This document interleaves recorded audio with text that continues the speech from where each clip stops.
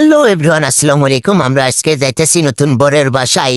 গ্রামের আঞ্চলিক হিসাবে নতুন বউকে পরের দিনে ফিরনি নিতে যেতে হয়। এখান থেকে গাড়িগুলোর ভিডিও শুট নিচ্ছিলাম, কারণ গাড়ি যাচ্ছিল এবং কিছু গাড়ি ছিল যে হয়তো গাড়ি অনেকটাই কম পড়ে গেছে। গাড়িওয়ালারাই তারা ফোন করে করে এই গাড়িগুলো নিয়ে আসতেছিল এবং এই একটা করে গাড়িতে যদি লোকজন লোড হয়ে যাচ্ছিল আরেকটি গাড়িও চলে আসলো, কারণ আমাদের গাড়ি ঠিক করা এবং কোনে যাত্রী বের হওয়াতে গাড়িগুলো কম পড়ে গেছে। তাই একে একে এই গাড়িগুলো আবারও গ্রামে যাচ্ছিল এই কোনে যাত্রীকে নিতে। আমরা দুজন গাড়িগুলোর ফটোশুট করে নিয়ে রওনা দিয়েছিলাম তাদের আগে, যে তাদের পিছিয়ে গেলে আমাদেরকে ধুলা খাইতে হবে, চোখ মুখে হয়তো চেষ্টা নষ্ট হয়ে যাবে।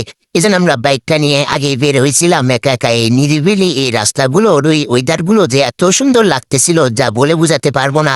মনটা যে এত ফুরফুরে হয়ে গেল। ইতিমধ্যেই আমার শ্বশুর আর আমার শাশুড়িও চলে আসলো আমাদের সাথে। আমরা এক বাইকে আছি, আমি আমার বউ, আর আরেক বাইকে আছে আমার শ্বশুর আর শ্বশুরের বউ। আমরা জামাই শ্বশুর মিলে যাইতেছিলাম সে খুব আনন্দ ফুর্তিতে, কারণ আমরা যাইতেছি একটি বিশাল ডেকোরেশনের বিয়েতে। বিয়ের ডেকোরেশন দেখলেই তো মাথা নষ্ট হয়ে যাবে, আপনাদেরকে সেটাও দেখাবো। ইতিমধ্যেই আমাদের সেই হাইস গাড়ি একটা অলরেডি চলে এসেছে, সে আমাদেরকে পঁ করে হরেন দিচ্ছিল যে তোমরা সাইড দাও, আমরা আগে বের হয়ে যাই। আমরাও সাইড দিচ্ছিলাম না, যে তাকে আগে বের করে দিলেই আমাদেরকে ধুলাই দিয়ে মাখাই দিবে। এই জন্য আমরা তাদেরকে ব্রেকে রাখছি। বলতে না বলতে চলে আসলাম এই ভাইরাল এই বেদগাড়ি ব্রিজে। এই বেদগাড়ি ব্রিজের ভিডিওটা অনেক সুন্দর আসে। এই বেদগাড়ি ব্রিজে কতক্ষণ এই হাইসকে সাইড দিচ্ছিলাম না, এই বেদগাড়ি ব্রিজটা অনেকটা ওষার হওয়ার কারণে হাইসটি আমাদেরকে ওভারটেক করে চলে গেল। এবং এই গাড়িতে আছে সবগুলো চমলক্ষ বাহিনী। তারা হয়তো হাতের ইশারায় দিয়ে দেখাচ্ছিল যে আমরা চমলক্ষ বাহিনী তোমাদেরকে রেখে চলে গেলাম।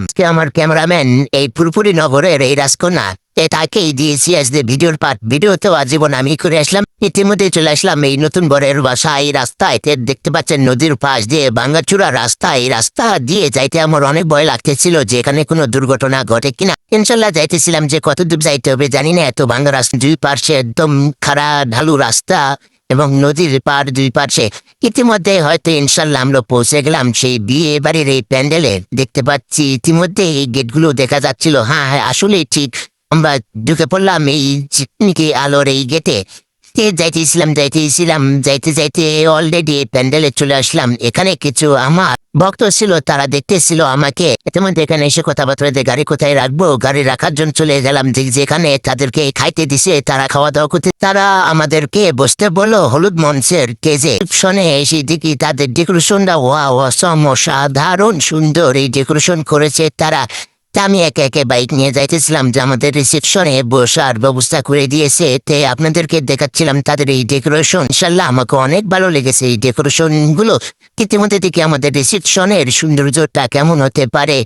আস্তে দেখি এখানে ওয়েলকাম জানিয়েছে আমাদের এই আরিফ অ্যান্ড রিয়ার বিয়ের উপলক্ষে। ভিতরে ঢুকে দেখতেছি রিসেপশন না, তো এটা একটা রাজপ্রাসাদের মতো সাজিয়েছে এই গায়ে হলুদের এই মঞ্চের এই রিসেপশনটি। আমিও তাদের এই ডেকোরেশন দেখে একদম মুগ্ধ, যে পরবর্তী বিয়ে যদি করতাম তাহলে এমন ডেকোরেশন আমিও নিজেও করতাম। এটুকুই মনে মনে ভাবতেছিলাম।